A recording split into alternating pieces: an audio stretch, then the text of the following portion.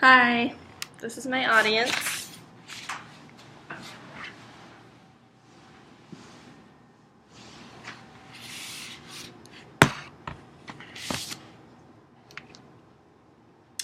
If I were to ask most of you what you think the number one material in landfills are, you'd probably say something like paper or plastic.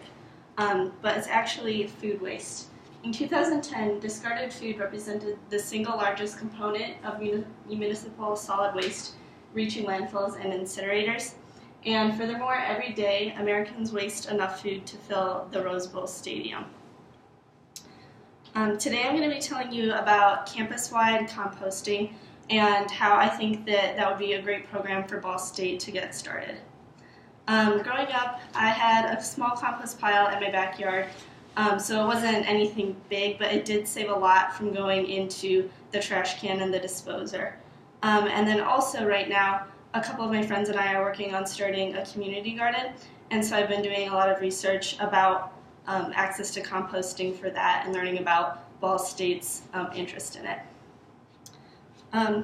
It's really important today that with our ever-growing waste of food that we as individuals be aware of how we can cut back on that, but then also for large public institutions like Ball State, they have a responsibility and an opportunity to be a bigger part of reducing food waste.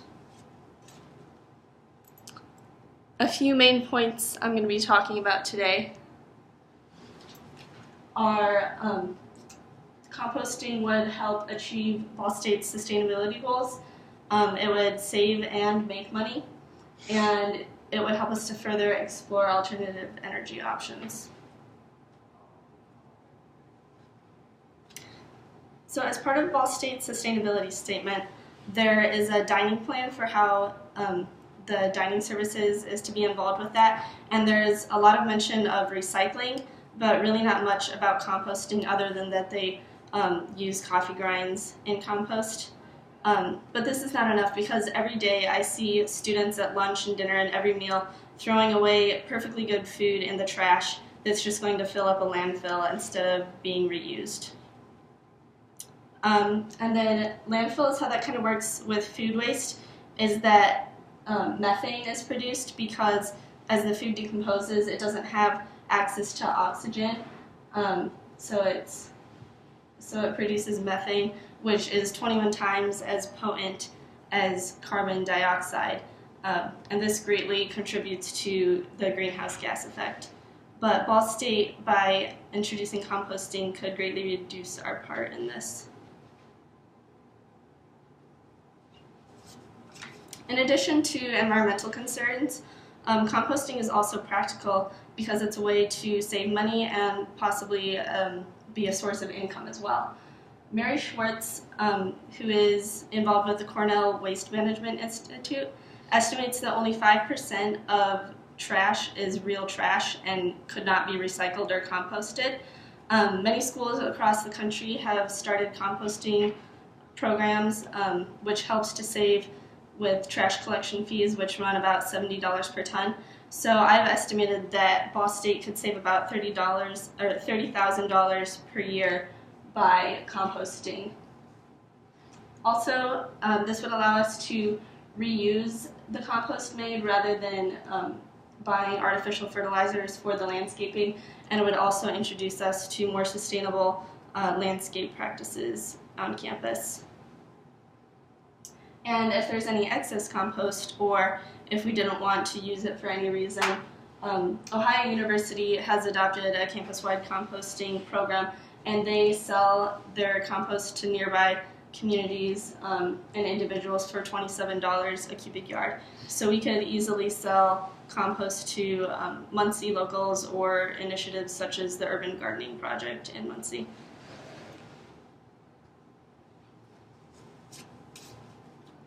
And then, most of all, composting provides a unique opportunity to explore energy alternatives, and it is actually the most efficient use of compost rather than putting it into the landscape.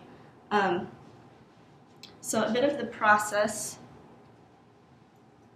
involves collecting the waste, depacking it and treating it, And then it goes into an anaerobic digestion system, which is much like a landfill in that there is no access to oxygen, which allows the production of methane, but then the methane is actually collected and held instead of being released into the environment.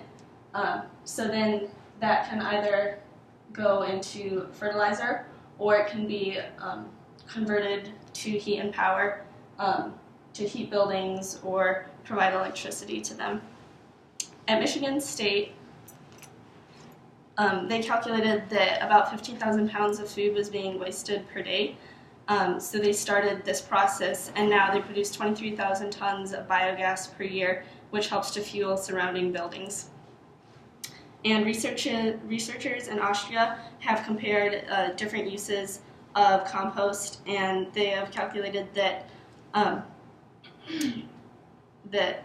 creating methane is the most efficient environmentally and has the least effect on the environment. And for this process, carbon equivalent emissions are reduced by 71 kilograms per ton of biowaste as compared to only 15 to 33 for other methods. So in short, composting at Ball State is sustainable, cost-effective, and energy efficient. And although we as students can't control how much food is being produced, we can control where it goes and what passes through our hands.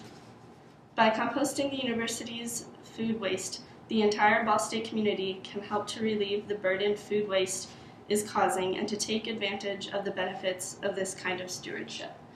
And so I'll just leave you with the thought that the longer we wait, the more we waste. Thank you. And here's my audience again. Yeah.